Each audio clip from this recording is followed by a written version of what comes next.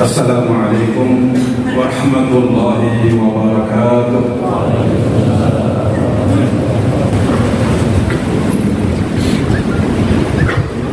Alhamdulillah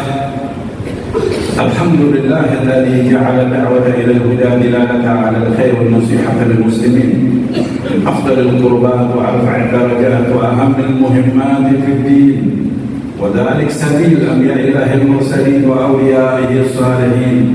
Ashhadu an la ilaha illallah wahdahu la sharika lah wa ashhadu anna sayyidana wa nabiyyana Muhammadan 'abduhu wa rasuluhu la nabiyya ba'dahu. اللهم صل وسلم بأجل الصلوات واجمعها وأزكى التحيات ووسعها على هذا العبد الذي وفى بحق العبودية وبرز بحق خلعة الكمال وقام بحق الربوبية في مواطن الخدمة لله بل عليه غاية الإقبال صلاة يتصل بها روح المصلي عليه به وينبسط في قلب نور سر تعلقه وحبه ويكتب بها بعناية الله في حزبه وعلى آله وصحبه الذين ابتغوا صحوة المجد وقربها. أما بعد فيا عباد الله أوصيكم ونفسي بتقوى الله وطاعته لعلكم تفلحون.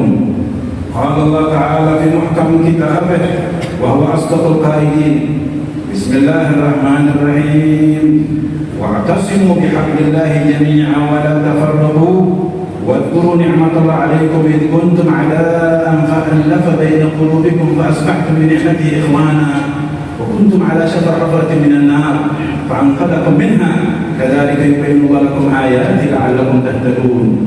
وقال رسول الله صلى الله عليه وآله وسلم: ترى المؤمنين في تراحمهم وتوادهم وتعاطفهم كمثل الجسد إذا اشتكى منه عضو تداعى له سائر الجسد بالسهر والهمة أو كما قال النبي صلى الله عليه وآله وسلم.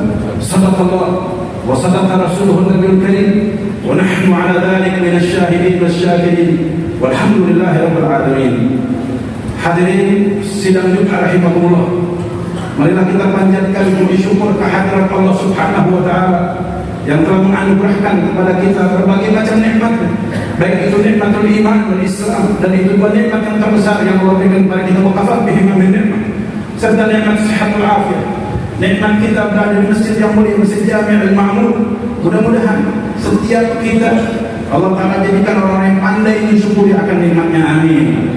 Salawat salam kita haturkan kepada Nabi kita besar Muhammad SAW serta keluarganya, seluruh sahabatnya dan umatnya yang mengikuti sunnah-sunnah juga bersama. Hadirin sidang Jumat rahimahullah, sebagaimana yang kita saksikan, kita lihat baik itu dengan mata kepala kita maupun kita melihat atau kita mencermati apa yang terjadi saat-saat ini, baik di medsos maupun di televisi. Bagaimana terhadap saudara-saudara kita di Palestina, mereka adalah bagian dari kita dan tidak sepatutnya bagi kita untuk membiarkan saudara-saudara kita terzalimi. Mereka dalam keadaan kesulitan dan kesusahan, mereka dirampas hak mereka, tanah mereka dirampas, dan bumi mereka pun dihanguskan oleh kaum Zionis Yahudi Israel. Hadirin sidang rahimahullah, dari itu kita meskipun berada di Jakarta atau di Indonesia, maka kita adalah bagian dari mereka. Mereka adalah saudara-saudara kita yang sepatutnya setiap kita untuk memperhatikan, setiap kita untuk menyokong, mendukung, membantu saudara-saudara kita yang berada di Palestina.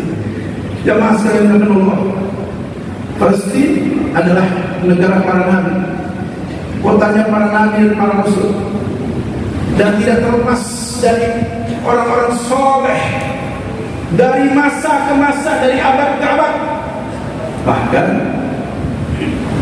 Yerusalem itu adalah tempat kelahiran Nabiullah Isa ibn Maryam alaihi salatu wassalam. Dan Sayyidina Umar bin Khattab pernah Beliau menguasai Baitul Maqdis pada saat Al-Qadisiyah. Kemudian tidak sampai situ dia masalah menunggu. Bahkan Sultan Salahuddin Al-Ayyubi beliau pernah menguasai, dan umat Islam ketika itu meraih kemenangan biiznillah dengan seorang Sultan Salahuddin Al-Ayyubi. Beliau melihat ketika itu bala tentaranya melemah, kesungguhannya melemah di dalam semangatnya untuk berperang. Maka ketika itu beliau mengajak kepada bala tentaranya untuk kembali semangat dalam berjihad. Dan ketika itu ada ide dan gagasan, yaitu dibuatkanlah semacam sayembara penulisan biografi Nabi besar Muhammad sallallahu alaihi wasallam, yaitu yang sekarang disebut dengan rawi. Dan hasil daripada sayembara tersebut dimenangkan oleh seorang ahli, seorang imam, Syekh Ja'far Al-Barzanji, yang sampai saat ini kitab maulidnya dibaca oleh penduduk Indonesia. Hadirin sidang rahimahullah. Maka ketika dibacakan itu rawi Barzanji, para serdadu Sultan Salahuddin kembali semangat. Mereka meresapi apa yang disampaikan baik demi baik syair yang terdapat dalam rawi Barzanji tersebut. Hadirin sidang rahimahullah, betapa umat Islam ketika itu dan khususnya para serdadu Sultan Salahuddin Al-Ayyubi kembali semangat untuk berjihad, dan akhirnya mereka memenangkan pertempuran peperangan di bawah pimpinan seorang yang soleh, seorang panglima besar pimpinan umat Islam ketika itu, Sultan Salahuddin Al-Ayyubi. Kita ingin tumbuh kembali itu Sultan Salahuddin yang lain, namun cepat atau lambat kita berharap kehadiran Allah Subhanahu wa taala. Semoga pasti dalam waktu cepat atau lambat Allah Ta'ala berikan kemenangan. Nasrun minallah wa fathun qarib wa basyiril mu'minin. Nasrun minallah, pertolongan dari Allah dan kemenangan yang dekat. Wa basyiril mu'minin, berikan kabar gembira kepada orang beriman. Hadirin sidang rahimahullah, kalau setiap kita memperhatikan apa yang terjadi, tidak beriman, tidak sempurna iman salah seorang kalian, sehingga mencintai saudaranya seperti mencintai diri sendiri. Hadirin Islam rahimahullah, sudahkah kita mengamalkan hadis ini jamaah sekalian? Seandainya hadis ini mendapat tempat di hati kita, maka tidak ada dari kita yang tidak peduli terhadap mereka. Karena orang Islam dan orang Islam satu dengan yang bersaudara. Nabi SAW bersabda, al-muslim akhul muslim, la yuzlimuhu wa la yahtiruhu. Karena Nabi SAW merasa yang artinya orang Islam itu saudara Islam lainnya, tidak menganiayanya, tidak menghinanya, wa la yuzlimuhu, dan tidak membiarkan orang Islam itu teraniaya. Hadirin sidang rahimahullah, betapa banyak hadis Nabi Muhammad SAW yang menyebutkan bahwa umat Islam satu dengan yang lain adalah bersaudara, sehingga tidak sepantasnya kalau umat Islam saling menghujat, mencaci satu dengan yang lain. Saatnya kita untuk bangkit pendidikan kita, bangkit di bidang kesehatan, bangkit di segala bidang. Saatnya bagi kita untuk bangkit. Bukan saatnya bagi kita untuk saling hujat, saling caci maki satu sama lain. Tidak ada masalah. Perhatikan pula hadis Nabi Muhammad SAW. Idza atamat umatid dina wa dirham nuzi'at min haibatul Islam, wa idza tarakatil amra bil ma'ruf wan nahya 'anil munkar hurimat barakatul wahyi, wa idza tasabat ummati sabatat min 'ainillah. Atau kama qala Nabi sallallahu alaihi wasallam, apabila umatku mengagung-agungkan dinar dan dirham, rupiah dan dolar. Nabi tidak katakan rupiah dan dolar, tapi dinar dirham itu bagian dari mata uang dia masalah Allah. Idza alqamat ummati dinar dan dirham, apabila umatku mengagung-agungkan dinar dan dirham, nusiat min haibatul Islam, dicabut kehebatan Islam. Wa idza tarakatil amra bil ma'ruf wa nahyi 'anil munkar, dan apabila amar ma'ruf nahi munkar sudah ditinggalkan, hurimat barakatul wahyi, tidak didapati keberkahan daripada Al-Quran dan hadis Nabi Muhammad SAW.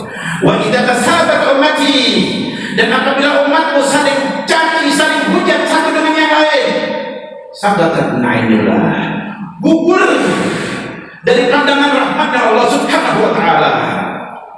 Hadirin sedang dirahimahumullah, kita tidak berbeda, tidak dipandang Allah Subhanahu wa taala dengan rahmatnya.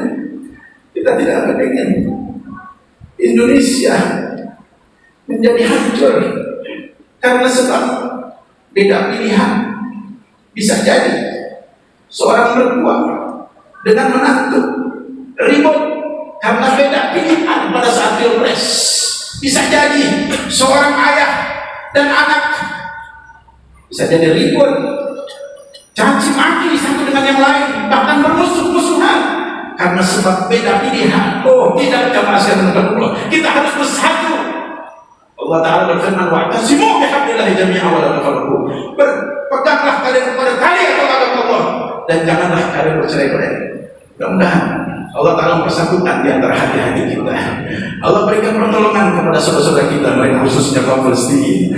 Allah mansur ikhwanil mujahidin di Palestin. Allah mansur ikhwanil mujahidin di Palestin.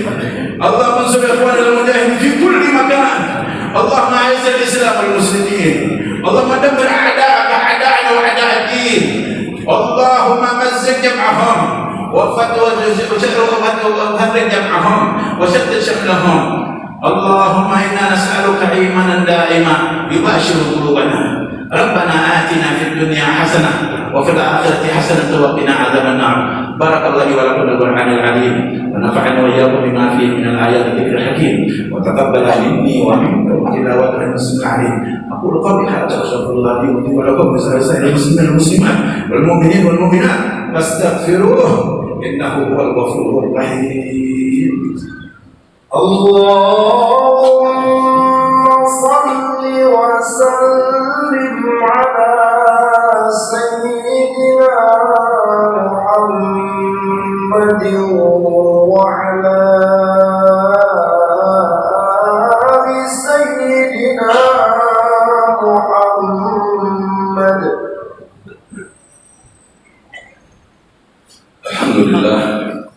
الحمد لله قابل من تاب من الذنوب ومزيد لمن عصاه وخالفه البلايا والقلوب. أشهد أن لا إله إلا الله وحده لا شريك له إقرارا بالربوبية والآخرين جعل به وكفر. وأشهد أن سيدنا ونبينا محمدا عبده ورسوله صاحب الأخلاق الحميدة منقذ هذه الأمة من الضلالات الشديدة. اللهم صل وسلم وبارك وكرم وعظم على سيدنا نبينا مولانا محمد وعلى آله وصحبه وتابعين. أما بعد فيا عباد الله اتقوا الله وتمسكوا بأحكام الدين، تداركوا ما فاتكم من الخير قبل أن تصبحوا على ما فعلتم نادمين، وأكثروا من الخيرات تنالوا على الدرجات، ولازموا المساجد الصلاة وعمروا بطاعة الأوقات، وحافظوا على جمع الكلمة بالتودد والمحبة، وارسلوا السلام فيما بينكم فإن سنة مستحبة، وأخرج حب الدنيا من القلوب فإن رأس كل خطيئة وإمام للذنوب. واعلموا أن الله تعالى أمرنا بالصلاة والسلام على رسول الله تعظيما لقدره، ووجبت علينا وجوبا شاديا مثالها، حيث قال تعالى إن الله وملائكته يصلون على النبي يا أيها الذين آمنوا صلوا عليه وسلموا تسليما. واستكثروا منها معشر المسلمين فإن لكم أجرا عظيما. اللهم صل وسلم على سيدنا محمد وعلى آل سيدنا محمد كما صليت على سيدنا إبراهيم وعلى آل سيدنا إبراهيم. بارك على سيدنا محمد وعلى آل سيدنا محمد كما باركت على سيدنا إبراهيم وعلى آل سيدنا إبراهيم في العالمين إنك حميد مجيد. وارض اللهم عن السادة الخلفاء المميزين بعده بالرعاية والاصطفاء ذوي القدر العلو والفخر لساداتنا أبي بكر وعمر وعثمان وعلي، وعن الستة الباقين من العشرة الذين هم جنة البشر مع الحسن حسن سبقين بهذه الأمة، ونمهم فاطمة الزهراء والجدة خالدة الكبرى، ومن اتبعهم بإحسان إلى يوم الدين، وعلينا معهم وفيهم برحمتك يا أرحم الراحمين. اللهم اغفر للمسلمين والمسلمات والمؤمنين والمؤمنات الأحياء منهم والأموات إنك مجيب الدعوات ويا قاضي الحاجات. ربنا اغفر لنا الذين سبقونا بالإيمان ولا تجعل في قلوبنا غلا الذين آمنوا ربنا إنك رؤوف رحيم. اللهم الطف بنا وعافنا وانصرنا وفرج عنا والمسلمين. اللهم اسقنا الغيث والرحمة ولا تجعلنا من القانبين. اللهم اسقنا الغيث والرحمة ولا تأخذنا بسنين. اللهم اصلحنا واصلح من بصلح صلح الإسلام المسلمين. اللهم لا تهلكنا واهلنا بهلاك صلح الإسلام المسلمين. اللهم انفعنا وقحط البلاء والجرف والبأساء والبلاء في بلادنا خاصة وفي الناس من جهاتهم عامة. اللهم انفعناهم شر الطاغين باغين ظالمين معتدين ما شئت عاجلا ولا آجل في عافية وسلامة برحمتك يا أرحم الراحمين. اللهم انصر إخواننا المجاهدين في فلسطين. اللهم انصر إخواننا المجاهدين في فلسطين. اللهم انصر إخواننا المجاهدين في كل مكان. اللهم اعز الإسلام والمسلمين واخذل من خذل المسلمين. اللهم دمر أعداءك أعداءنا وأعداء الدين. اللهم شغل شرهم وفرج جمعهم. ربنا آتنا في الدنيا حسنة وفي الآخرة حسنة وقنا عذاب النار. عباد الله، إن الله يأمر بالعدل والإحسان وإيتاء ذي القربى وينهى عن الفحشاء والمنكر والبغي يعظكم لعلكم تذكرون. فاذكروا الله العظيم يذكركم واشكروا على نعمه يزدكم واسألوا من فضل يعطيكم ولذكر الله أكبر والله يعلم ما تصنعون. بعد الصلاة.